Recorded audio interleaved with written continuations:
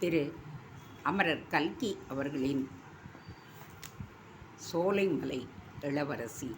அன்று பிற்பகலில் அஸ்தமிக்கு இன்னும் ஒரு ஜாமம் இருந்த பொழுது சோலைமலை இளவரசி தன்னுடைய படுக்கையறை மஞ்சத்தில் விரித்திருந்த பட்டுபத்தியில் படுத்து அப்படியும் இப்படியும் புரண்டு கொண்டிருந்தாள். சூரியன் எப்பொழுது மலைவாயிலில் விழுந்து தொலையும், எப்பொழுது சந்திரன் குன்றின் மேல் உதயமாகும் என்று அவளுடைய இதயம் ஏங்கி துடித்து கொண்டிருந்தது. இளம் பிராயம் முதல் மாணிக்கவல்லியை எடுத்து வளர்த்து உயிர்க்குயிராய் காப்பாற்றி வந்த செவிலித்தாய் அப்பொழுது அங்கு வந்தாள். அவள் நிலைமையை பார்த்துவிட்டு, அம்மணி, ஏதாவது உடம்புக்கு வந்திருக்கிறதா? முகம் ஒரு மாதிரி பளபளவென்று இருக்கிறதே, கண் சிவந்திருக்கிறதே என்று கேட்டாள். ஆமாம் வீரம்மா, உடம்பு சரியாகத்தான் இல்லை, அதோடு மனமும் சரியாக இல்லை என்றாள் இளவரசி. உடம்பு சரியில்லாவிட்டால் மகாராஜா வந்ததும் வைத்தியரை கூப்பிட்டு பார்க்க சொல்லலாம். ஆனால் மனதில் என்ன வந்தது? ஏதாவது கவலையா, கஷ்டமா, குறையா, குற்றமா?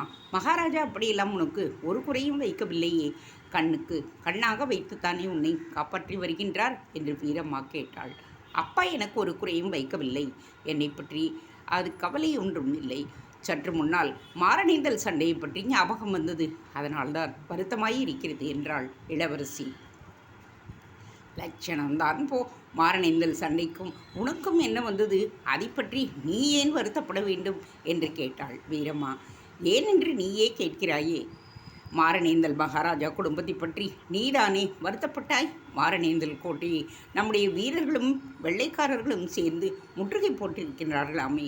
மாரணேந்தல் மகாராஜாவுக்கும் அவருடைய குடும்பத்துக்கும் என்ன கதி நேர்ந்ததோ என்று நினைத்தால் வருத்தமாய் இருக்கிறது என்றாள் மாணிக்கவல்லி. அதற்காக நீயும் நானும் வருத்தப்பட்டு என்ன செய்வது கண்ணி? எல்லாம் விதியின்படிதான் நடக்கும். 5-6 வருஷத்துக்கு முன் 2 வம்சத்தாரும் எவ்வளவோ ஒற்றுமையாய் இருந்தார்கள். அக்கறை சீமையிலிருந்து தலையிலே கூடையை கவிழ்த்து கொண்டு இந்த வெள்ளைக்கார ஜாதியர் வந்த பிறகுதான் 2 வம்சங்களுக்கும் இப்படிப்பட்ட விரோதம் ஏற்பட்டு விட்டது. 3 மாதத்துக்கு முன்னால் கூட என் தங்கச்சியை பார்க்க மாரணேந்தல் போயிருந்தேன். அங்கே எல்லோரும் உலகநாத தேவரை பற்றி எவ்வளவு பெருமையாக பேசிக்கொள்கிறார்கள் தெரியுமா? மன்மன் மாதிரி லட்சணமாம், குணத்திலே தங்க கம்பியாம். அவர் வாயை திறந்து 2 வார்த்தைகள் பேசினாலே பசி தீர்ந்து விடுவாம். போதும் வீரம்மா, போதும். இப்படியெல்லாம் பேசித்தான் என் மனதில் என்னவெல்லாம் ஆசையை நீ கிளப்பி விட்டு விட்டாய்.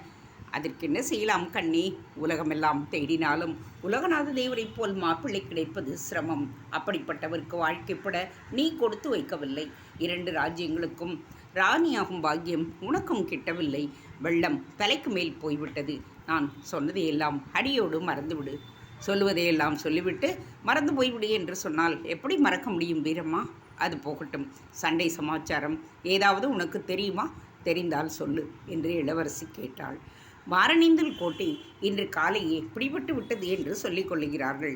பாவம், மாரணேந்தல் மகாராஜாவும் மகாராணியும் 2 ராஜகுமாரர்களும் என்ன கதி அடைந்தார்களோ என்று வீரம்மா சொல்லிக் கொண்டிருக்கும் பொழுதே சோலைமலை மகாராஜாவின் பாதரட்சை சத்தம் சமீபத்தில் கிரீச் கிரீச் என்று கேட்டது. உடனே வீரம்மா தன் வாயை மூடி அதன் மேல் விரலை வைத்து பேசாதே என்று சமிகை காட்டிவிட்டு அங்கிருந்து அகன்று சென்றாள். மகாராஜா அறைக்குள் வந்ததும் இளவரசி எழுந்து நின்று வளர்ந்தாள். மாணிக்கம் ஏன் முகம் ஒரு மாதிரியாக இருக்கிறது? மகாராஜா கேட்டார். மாணிக்கவல்லி உள்ளுக்குள் பயத்துடன் ஒன்றுமில்லையப்பா என்று சொன்னாள்.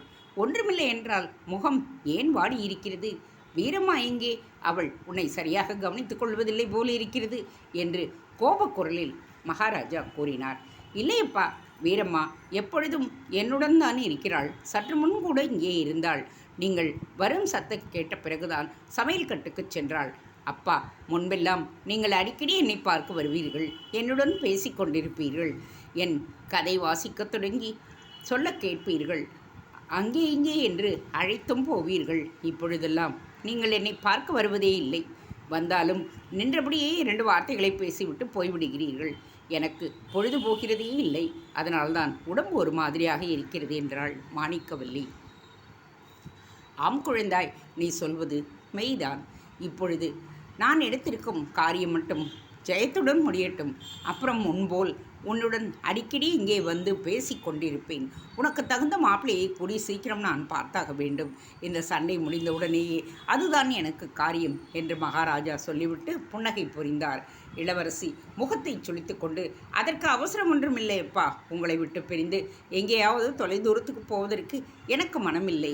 ஆனால் சண்டை இன்னும் முடியவில்லையா? மாரணேந்தல் கோட்டை இன்று காலை பிடிபட்டு விட்டதென்று வீரம்மா சொன்னாளே என்றாள். ஆம், கோட்டை பிடிபட்டு விட்டது. அந்த மடையன் மாரணேந்தல் மகாராஜாவும் கடைசியில் தன்னந்தனியாக வாளேந்து சண்டையிட்டு செத்து ஒழிந்தான். ஆனால் நான் எந்த களவாடி திருட்டு பயலை பிடிக்க வேண்டுமென்று எண்ணி இருந்தோனோ அவன் மட்டும் பிடிபடவில்லை. இரவுக்கு இரவே தப்பி ஓடிப்போய்விட்டான். ஆனாலும் எங்கே ஓடிவிடப் போகிறான்? எப்படியும் அகப்பட்டு கொள்ளுவான். அவன் மட்டும் என் கையில் சிக்கும் பொழுது என்று சொல்லி சோலைமலை மகாராஜா பற்களை நரநரவென்று கடித்தார். இளவரசி சகிக்க முடியாத மனவேதனை அடைந்தாள். அதை வெளிக்காட்டுக்கொள்ள முடியாததால் வேதனை அதிகமாயிற்று. பேச்சை மாற்ற விரும்பி மகாராணியும் இரண்டாவது பிள்ளையும் என்ன ஆனார்கள் என்று கேட்டாள்.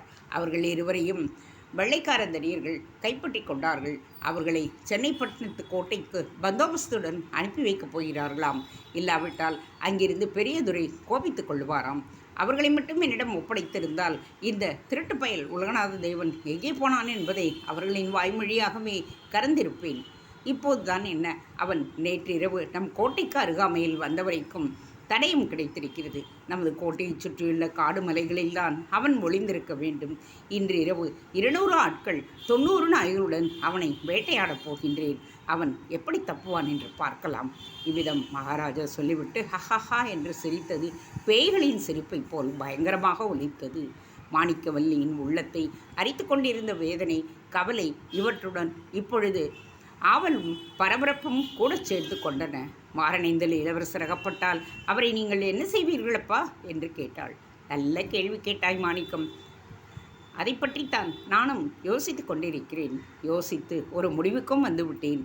அவர்களை நமது கோட்டை வாசலுக்கு அப்பாலுள்ள ஆலமரத்தின் கிளையில் தூக்கு போட்டு விடப் போகிறேன். தூக்கில் மாட்டியவுடன் அவன் செத்து விடுவான்.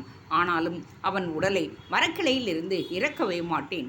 அங்கேயே அவன் தொங்கிக் கொண்டிருப்பான். கழுகும் காக்கையும் அவன் சதையை கொத்தி தின்ற பிறகு எலும்பு கூட்டை கூட எடுக்க மாட்டேன். சோலைமலை மகாராஜாவை அவமதித்தனுடைய கதி என்னாகும் என்பதை உலகமெல்லாம் அறியும்படியாக அவனுடைய எலும்புக்கூடு 1 வருஷமாவது நம் கோட்டை வாசலில் தொங்க வேண்டும் என்றார் மகாராஜா. சொல்ல முடியாத பயங்கரத்தையும் அருவருப்பையும் அடைந்த மாணிக்கவல்லி கம்மிய குரலில், அப்பா, இது என்ன கோரமான பேச்சு என்றாள். பேச்சு இல்லை மாணிக்கம், வெறும் பேச்சு இல்லை. நான் சொல்லபடியே செய்கின்றேனா இல்லையா என்று பார்த்து கொண்டே இரு. இதோ நான் போய் ராத்திரி வேட்டைக்கு ஆயத்தம் செய்ய வேண்டும். நீ உன் உடம்பை கவனமாக பார்த்துக்கொள். வீரமா உன்னை சரியாக கவனித்துக் கொள்ளாவிட்டால் அந்த கழுதியை கழுத்தை பிடித்து தள்ளிவிட்டு வேறொரு தீயை வைக்கின்றேன், தெரிகிறதா என்று சொல்லிவிட்டு சோலைமலை மகாராஜா மறுபடியும் பாதரட்சை கிரீச் கிரீச் என்று சப்திக்க வெளியேறினார். மகாராஜா சென்ற பிறகு இளவரசி சிறிது நேரம் பிரமை பிடித்தவள் போல் உட்கார்ந்திருந்தாள். கொஞ்சம் கொஞ்சமாக பிரமை நீங்கி புத்தி தெளிவடைந்தது. இன்று முதல் மாரணேந்தல் மகாராஜாவாகிவிட்ட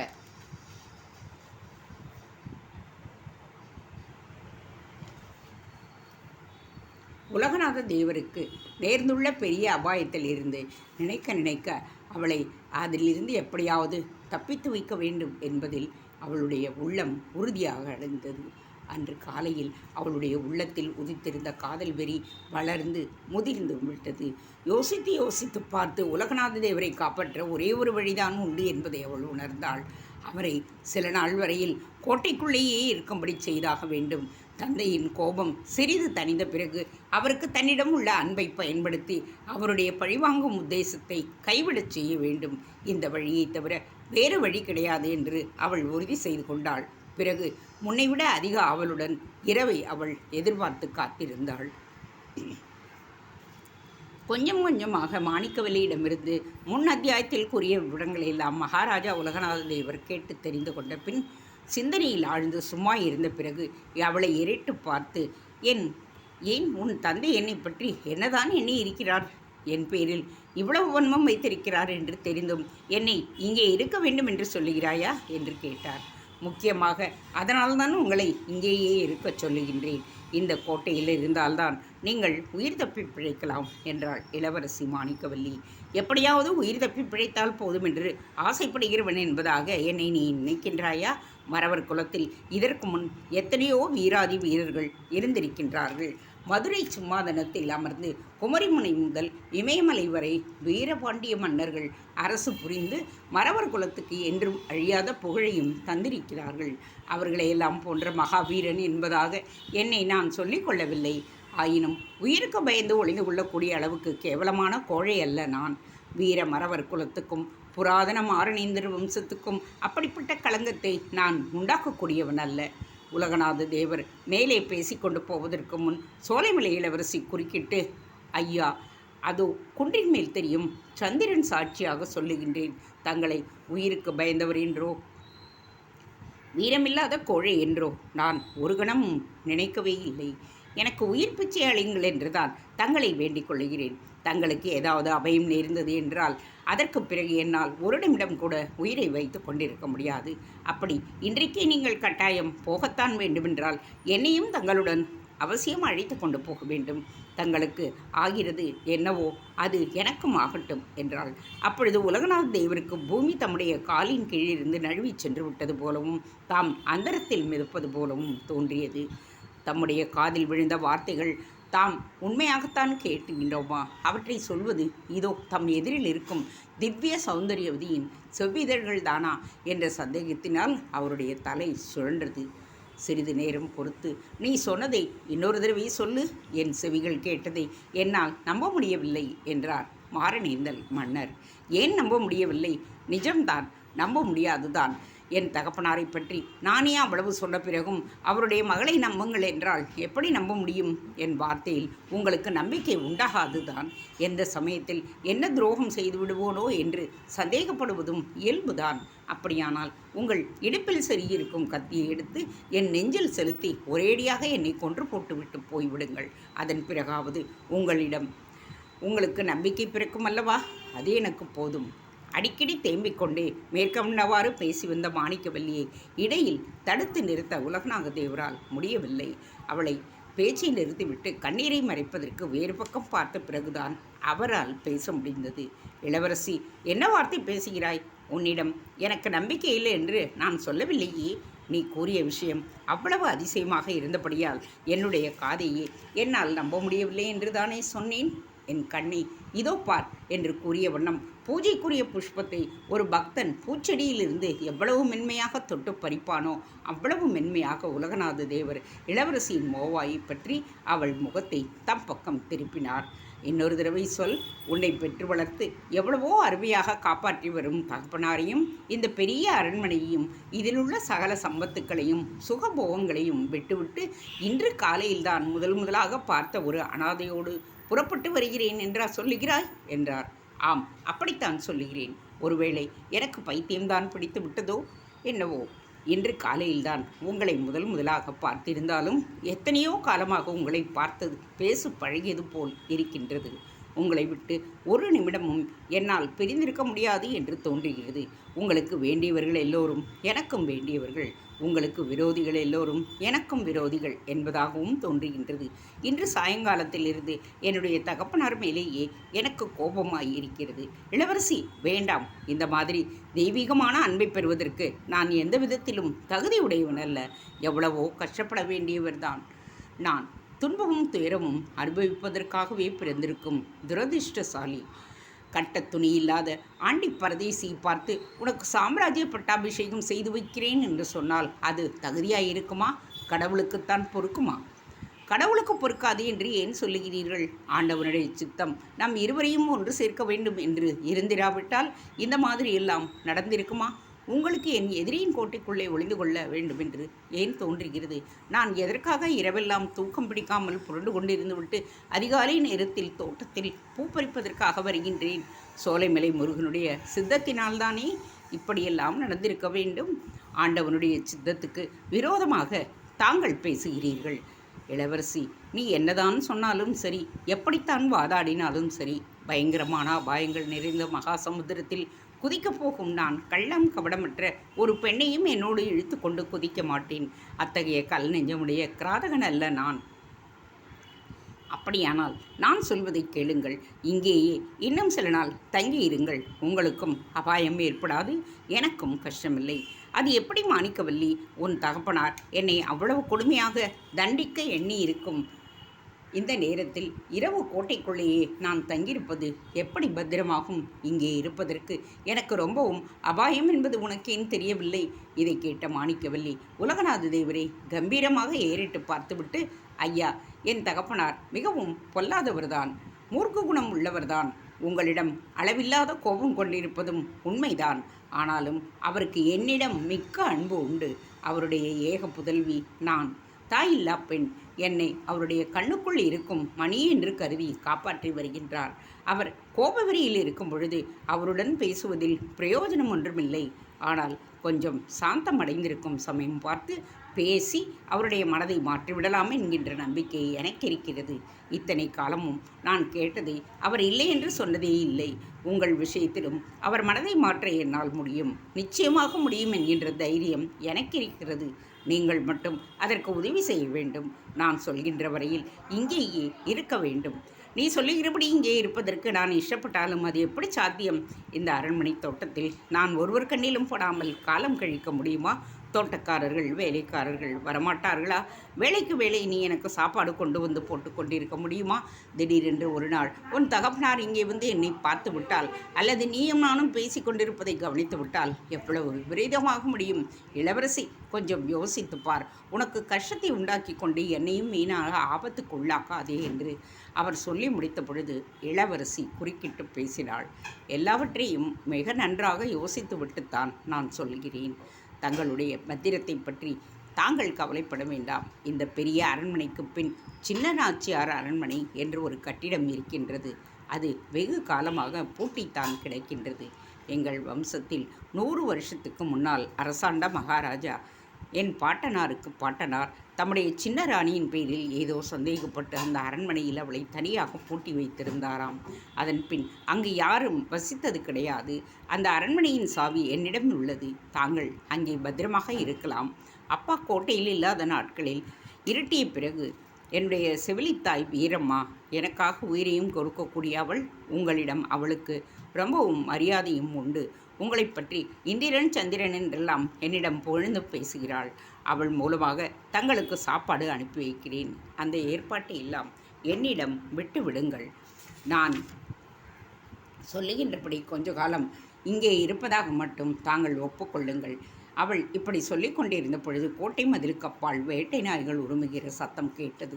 அதைத் தொடர்ந்து நாய்கள் குரைக்கும் சத்தமும் கேட்டது. இளவரசி சட்டென்று உலகநாத தேவரின் 2 கரங்களையும் கெட்டியாக பற்றி கொண்டாள்.